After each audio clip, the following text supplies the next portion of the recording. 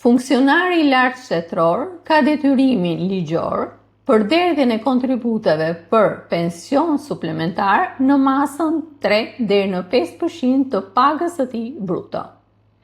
Në ditën që ai fiton të drejtën për përfituar pensionin e pleqërisë, ai fiton njëkohësisht të drejtën për një pension të dytë, që është pensioni suplementar, dhe masa e këtij pensioni është në masën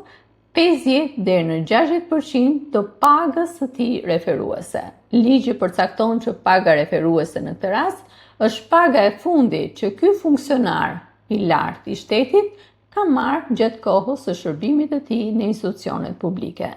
Por nuk mbaron këtu, të nderuar miq, pasi ligji përcakton që nëse funksionari i lartë i shtetit ka një periudhë shërbimi më shumë se 2 vite kalendarike, ai gëzon të drejtën për një pension suplementar më të lartë në masën 5% për çdo vit që ai ka realizuar mbi periudhën 2 vjeçare. A mendoni që përqindja e derdhjes së kontributeve nga 3 në 5% të pagës bruto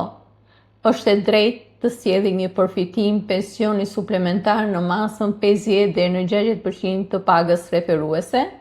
Lini komentet tuaja dhe unë ju ftoj të abonoheni në kanalin tim në YouTube të Utanune Kërtoqi për të mësuar çka thot ligji shqiptar për pensionet dhe sigurimet shoqërore.